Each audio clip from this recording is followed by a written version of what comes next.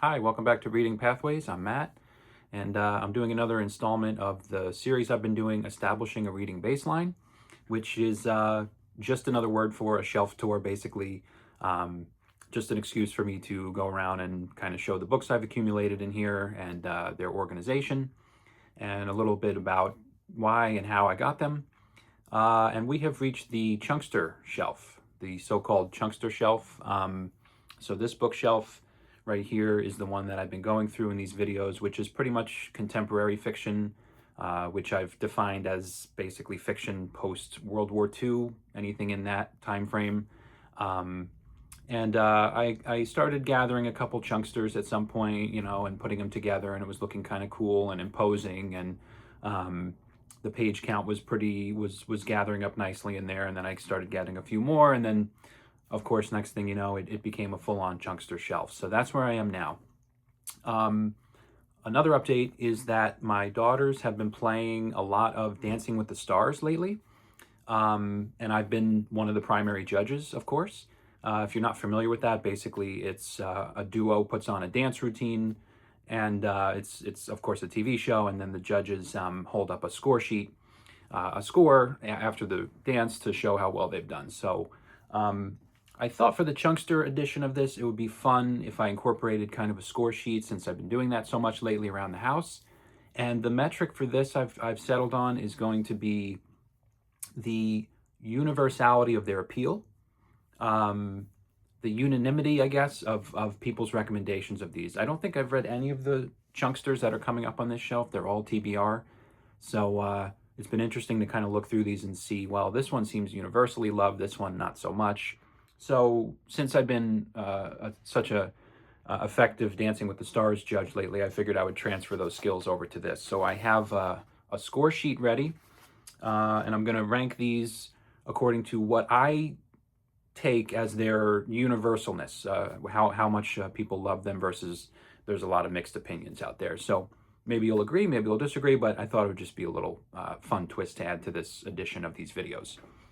So without further ado, I'll get into the Chunkster shelf, but first, there's just a couple miscellaneous ones that are not Chunksters in and of themselves that were on this shelf.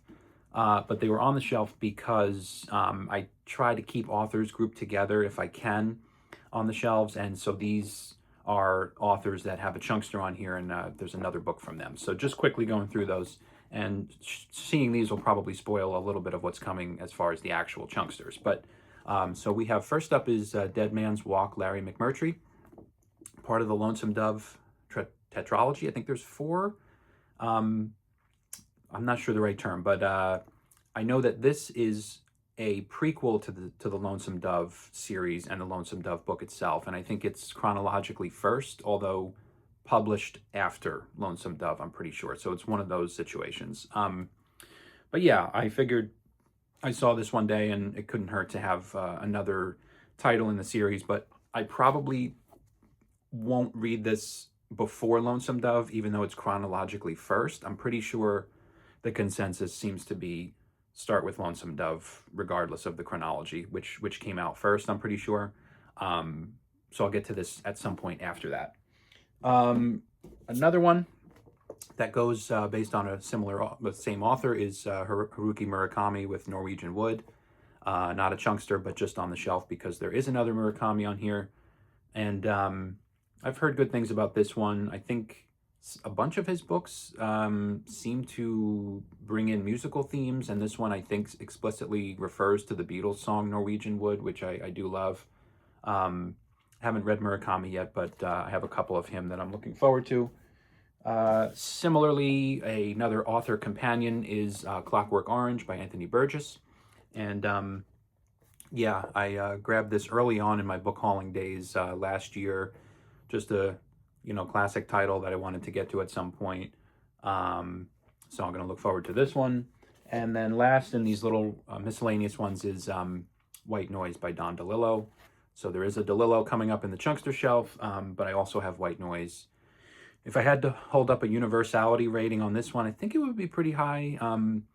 I think most of what I've seen on this, even from Don DeLillo detractors, seems to be that this is among his better ones. So you know, couldn't pass up a perfect condition, cheap copy of this one. So I'll look forward to my first DeLillo with that. But yeah, so those are the tag-along ones that are just kind of mixing in with the Chunksters. But now we can get to the Chunksters. And I have my coffee, I have my score sheet ready. Excuse the leaning, because it's going to take some bending and awkward leaning here to get some of these books off this lower shelf.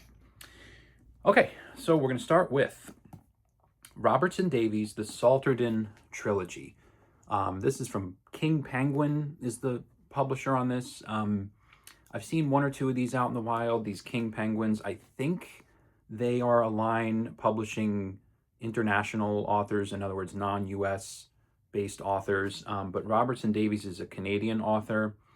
And Salterton is, according to the back, not the most famous of Canadian cities, but it is one which provides unusual opportunities for enthusiasm, being, as it is, a city of abundant superficial charm. But its real character, of course, is beneath the surface. So there is Robertson Davies right there. So this is 3 books in one. This is Tempestust, A Mixture of Frailties, and Leaven of Malice. And I think Leaven of Malice might be the most famous from this. It's supposed to be comedic, but also sort of, I don't know, there's comparisons to Anthony Trollope, I guess. Maybe it's a little bit domestic sort of stories. But the 3 books came out in the 50s, 51, 54, 55, it looks like. So yeah, I haven't heard too much on BookTube or elsewhere about the Salterton Trilogy, so I don't have a great sense of its universality, but I'm gonna go with a 6 on this one. I think it's pretty well liked, but then again, there's 3 novels in this anthology, so maybe they have different ratings, but I'll put a 6 on that one. All right, next up is one that I just hauled and featured in one of my more recent book haul videos, and it's The Fountainhead, Ayn Rand. And when it comes to Chunksters, I think the loose definition of Chunkster is what? 700 pages plus? Something like that. I think all the ones I have here meet that description. Might be a couple exceptions, but this is just over 700 in this paperback edition. Yeah, I talked about this quickly when I hauled it recently in that video, but basically probably not many more polarizing authors than Ayn Rand. So as far as rating The Fountainhead, as far as its universal appeal, it's pretty maligned by a lot of people who don't, you know, subscribe to Ayn Rand's philosophy and worldview, which is fine, but there's also a lot of discussion about just the merits of the book alone, you know, separate from the author being unworthy. So it's that feeling seems to predominate more than its praise. So I'm going to have to go a little bit low on this one. I'm going to give it a 3 on universality of recommendation, because it's more often than not, it's not recommended, but I'm interested to see what it's all about anyway. All right, so now I'm going to have to start reaching back, excuse the reach, and no Chunkster shelf tour would be complete without maybe the book that defined Chunkster in the modern sense, or, you know, the number one book that usually gets defined as a Chunkster, Infinite Jest, David Foster Wallace. It's my only David Foster Wallace fiction I have, and I am interested to dive in at some point. Obviously, much has been said about this, both positive and certainly negative, but, you know, I found a copy of it, so I certainly have this on my list at some point to dive into. I'm going to need the 2 bookmarks, you know, one for the footnotes in the back and one for the actual book. But, you know, I've come across plenty of David Foster Wallace interviews and, you know, some shorter writings, nonfiction pieces and stuff. And you know, I think as a thinker and a writer, he was certainly worth listening to and reading, which I haven't done yet. But Infinite Jest, you know, got to have it on the Chunkster shelf. Now, as far as universality, I think it's certainly above Ayn Rand, but there are certainly plenty of detractors from Infinite Jest out there. So I'm going to probably say it's a 7. I'm going to give this one a 7 on the Dancing with the Stars rating, because there's a good chunk of dissenters out there from Infinite Jest, but overall I think it holds majority appeal. So we'll go with that. All right, next up. This is borderline a chunkster, I think. It's actually just over 500 pages, but it's also just an enormous size book. And this is one that I only heard about once I started like watching BookTube. I think the first place I heard about it was Steve Donahue's channel, like many books. But then I started hearing more and more about it, that people seem to love it. And it's more modern. It's from 2000, I think. But it's The Last Samurai by Helen DeWitt. And this was one that I specifically, on many, many book hunts and book hauls, I was always on the lookout for it and never found a used copy of it. And then finally one day, I did. So yeah, this was at a library that I go to sometimes, that they had an extra table out one day with some sale books that they usually don't, and I spotted this on there, so I grabbed it right away. And I think it's a little bit less, predominant in terms of its widespread appeal or readership. But as far as recommendations of The Last Samurai go, I can't recall ever hearing anything bad about it, honestly. People seem to think it's a modern masterpiece, and I'm very interested to read it. So I'm giving Last Samurai a 9. This is going to clock in at a 9 on the recommendation scale. All right. Now, this is definitely a chunkster in every sense of the word. This is 900 plus pages in this gigantic French flapped Penguin trade paperback, and it's Ken Follett, The Pillars of the Earth. Historical fiction having to do with the erection of a temple, I think, or pillars. Well, I mean, pillars being part of the structure that's being built, but all of the action, I'm told, sort of takes place in the context of the building of this cathedral or something. Yeah, this is a really perfect condition copy of this that I found at a thrift store, I'm pretty sure. And I haven't read Ken Follett, but yeah, The Pillars of the Earth, I think, is the one to start with, as far as I'm aware, for Ken Follett. And it is part of a series, I think. And all the ones after this, as far as I've seen, are chunksters in their own right. But yeah, I've heard a lot about Pillars of the Earth, so I'm looking forward to checking that out. And as far as universal appeal goes, I haven't heard much bad about it. I mean, I maybe a few times have heard people say it gets a little long and a little boring and dry at times, possibly historical fiction. But very rarely have I heard anything bad about The Pillars of the Earth. So I haven't heard a little bit, so I'll give it an 8. I'm going to say an 8 for Pillars of the Earth on universality of appeal on that one. All right, let's try to keep moving here. So let's do 2 at once, because these are the same author. And maybe not technical chunksters in every sense of the definition. One is 550 pages, and one is 530. But I grouped them together. 2 from Salman Rushdie, Satanic Verses, and Midnight's Children. So this one I always hear about as sort of magical realism. I hear about it sort of compared to 100 Years of Solitude by Gabriel Garcia Marquez.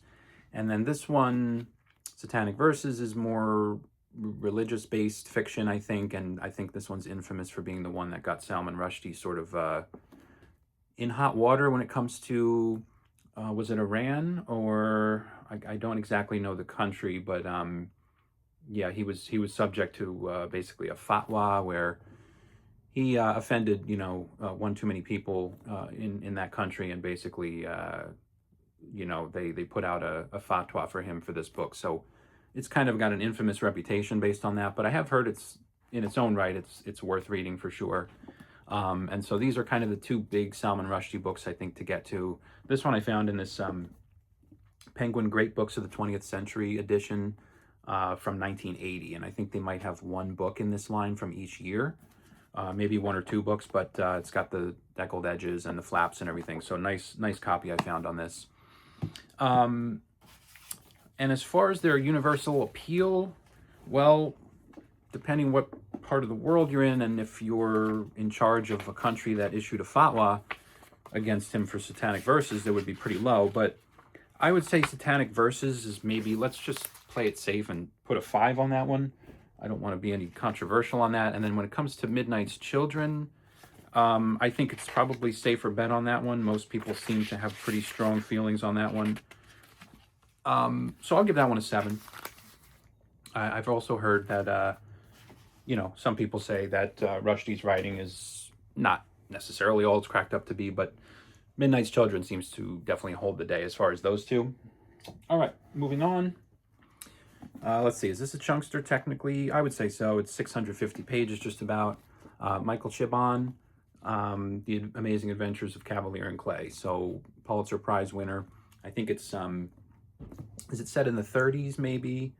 And it follows sort of this duo that's like involved in the comic book world, the early comic book, sort of industry, I guess. And this is from 2000, so right at the beginning of the 20th century.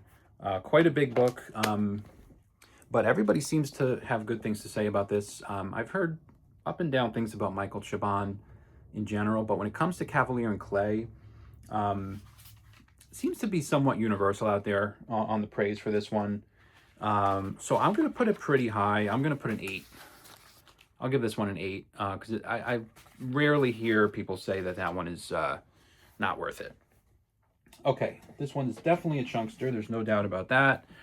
So we saw Anthony Burgess with Clockwork Orange, and I had no idea about this book until BookTube and seeing it referenced by a couple of channels. But basically, Burgess has another book, which a lot of people say is really his masterpiece and better than Clockwork Orange and better than some of his others, which is Earthly Powers. So I found it in this Europa edition.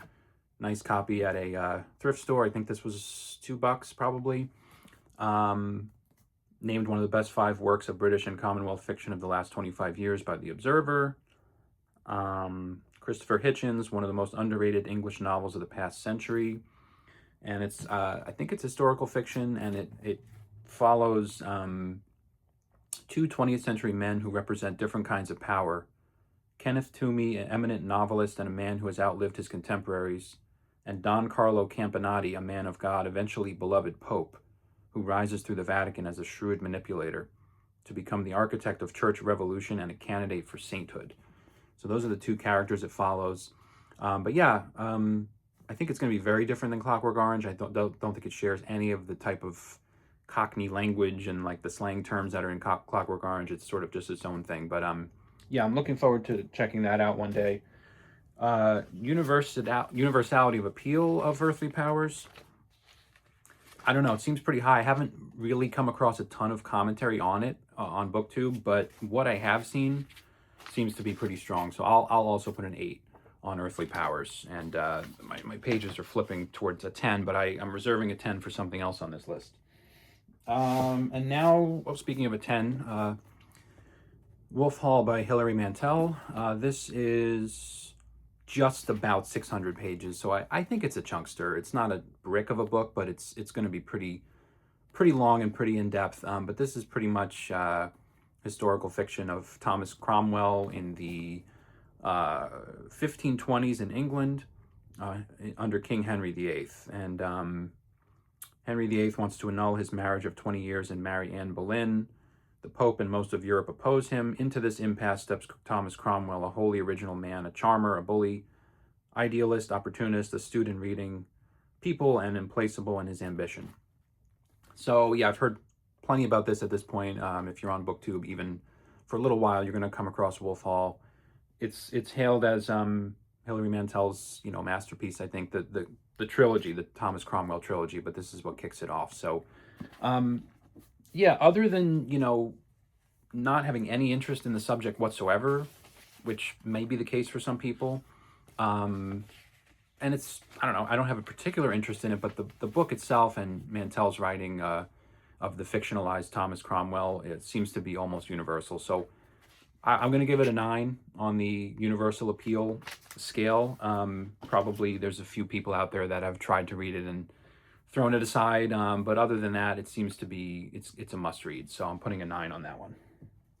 Okay, then next up, I don't hear this one talked about much, but I spotted it one day in a thrift store, and the chunkster shelf at that time was sort of coming together, and there was like 1 or 2 spots open, so I needed one more, and I picked up John Fowles' The Magus. John Fowles wrote several widely acclaimed best-selling books, among them The Collector, The Magus, The French Lieutenant's Woman. The French Lieutenant's Woman, I think, might be a little more popular than this one, but it's a daring literary thriller rich with eroticism and suspense. I think it's follows Nicholas Yerf, a young Englishman who accepts a teaching position on a remote Greek island where he befriends a local millionaire. The friendship soon evolves into a deadly game, into which reality and fantasy are deliberately manipulated. So I think this is a bit of a postmodernish, sort of surrealistic at times book from what I've heard, but it clocks in at a healthy 650, kind of a brick type book here with is it the Magus? The Magus, the Magus, I believe. So I'm interested to check that one out. I haven't heard a ton about it, to be honest. So reading reviews on it, reading some articles about it, seems to be strong, but I don't recall ever seeing a BookTube video mentioning it or anything like that, so I'm kind of, the jury's out on that one a little bit. So I'll just play it middle of the road and say 5 on that one. But the premise of the book certainly is interesting to me.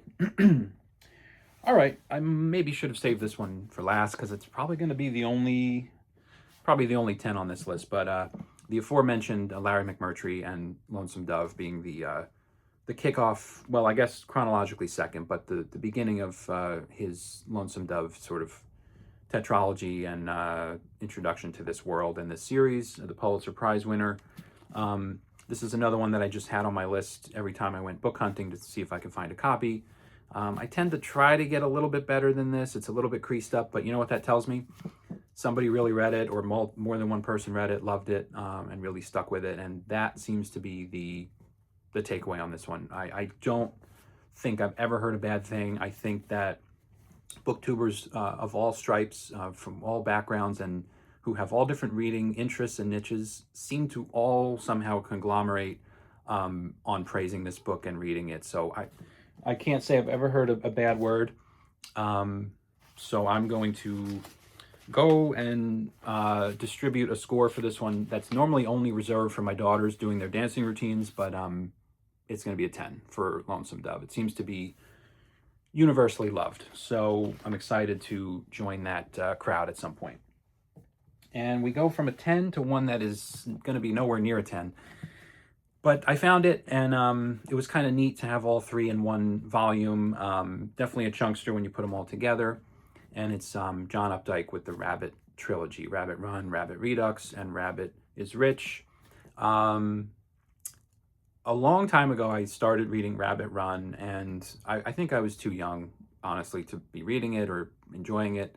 Or maybe I wasn't. Maybe they're just not that great, which a lot of people seem to say. But, you know, I did want to have them to try to revisit it at some point, because I did start Rabbit Run a while ago, and I don't remember hating it. I just remember it was that time period of my life where I dabbled with reading here and there, and I thought, you know, let me read some big, notorious books I hear a lot about, but never really followed through on some of those. And this was one.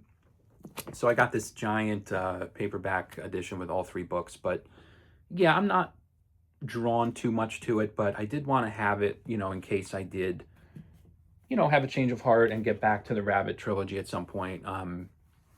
But yeah, lately, I think in today's world, the take on Updike has severely dropped off as far as I can tell. And, you know, specifically on the Rabbit books, I think people have sort of looked to other Updike in modern times as a little bit more worthy.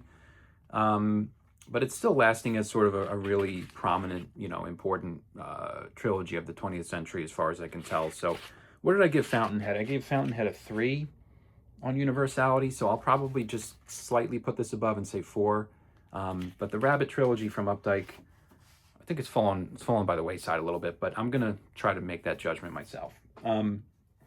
Okay, so we saw DeLillo with White Noise.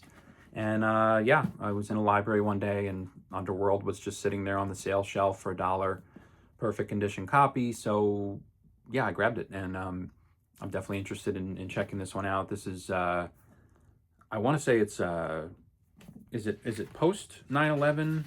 Does it have anything to do with 9/11? I think it might. No, completely wrong. Sorry, this is 1997. So this is pre 9/11. But it's set in New York City, I think, and it mixes baseball, I think, with yeah, I don't know, mixes baseball with just the characters in some way, but I don't know a ton about it otherwise. But it does seem to be pretty high on the praise. Maybe not as much as White Noise as far as DeLillo goes, but yeah, it seems to be pretty highly regarded by most people. Um, but then again, there are definitely DeLillo detractors out there, and there are some reviews of Underworld I've seen that don't seem to think it's worth the slog through it. So I can't really, yeah, I think there's a lot of mixed feelings out there about Underworld, so I'm going to put it at a 6. It's probably a 6.5, 7 on the universality scale, but that's sort of what I feel. And then this is going to be similar, this one, speaking of Murakami with Norwegian Wood, this is his infamous 1Q84 Chunkster. There's not many bookshelves I've seen on shelf tours on BookTube and elsewhere that don't feature this. It seems to be everywhere. And I did find it one day. Actually, I think this one was from a little free library. So the conditions, you know, pretty solid. And but it's a massive chunkster. It is unbelievably 1,100 plus pages of a novel. And I think it sort of takes a pastiche of 1984, hence the 1Q84. But it's a love story, a mystery, a fantasy, a novel of self-discovery, a dystopia to rival George Orwell's, a tremendous feat of imagination from one of our most revered contemporary writers. I mean, I've seen a lot of people that have read 1Q84, or at least they have it on the shelf like I do and haven't read it. But you know, I think it's a mixed bag with Murakami, kind of like DeLillo, but I would say more so liked, you know, more so recommended than Updike. So I'm not going to drop it to a 4. But if I gave Underworld a 6 and I gave Rabbit Run a 4, then I think 1Q84 probably feels comfortable with a 5. I think it's kind of split opinion on that. So that's where I'll put that one. And then 3 more on the Chunkster shelf. This one close to... Oh no, this doesn't miss the definition at all. This is, wow, this is more than I thought in the trade paperback. This is 800 plus. Sometimes it's deceiving, isn't it, when you see the size of a book versus the page count? It doesn't always line up. The pages might be thinner sometimes than you expect, but this is A Little Life, Hanya Yagihara. I've mentioned in 1 or 2 videos in the past that this has been recommended to me personally by some people, and I haven't got to it yet, but it's on the shelf, and there's definitely mixed opinions on this. I've seen people say that their reading has been forever changed after reading this, where they don't really think there's a book that could match up to it emotionally and just as far as the experience. And I've seen people on the other side of the fence say the same thing, but in the opposite terms. Yeah, there's never been anything like this. I hated it that much. Ultimately, I'm interested in it, and you know, like I said, I've had it personally recommended to me. And the prevailing critical take, this is one where maybe I would say the critical take seems to be stronger than the just, you know, readership, the general readership take. There's a strong negative reaction to this, which to me almost seems like a concentrated takedown of it for some reason. I can't escape the feeling that like this has just been pigeonholed as quote unquote torture porn. That's just what everybody that hates it calls it. It just seems weird to me that that's the term that has caught on with this.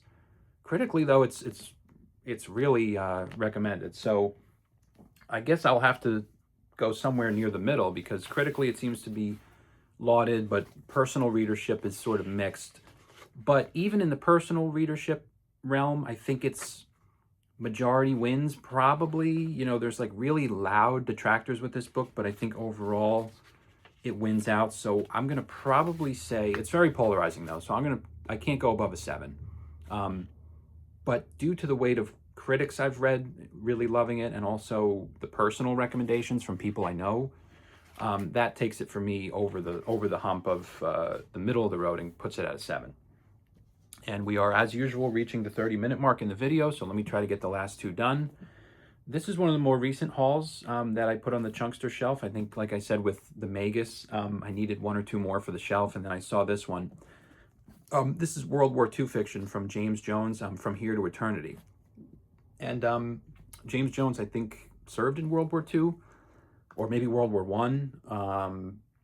and then, went on to write sort of wartime historical fiction, I guess, military fiction. And I think his most famous title is The Thin Red Line, which was made into the Terrence Malick movie, which was a big hit, I think. But I don't know if this was made into a movie.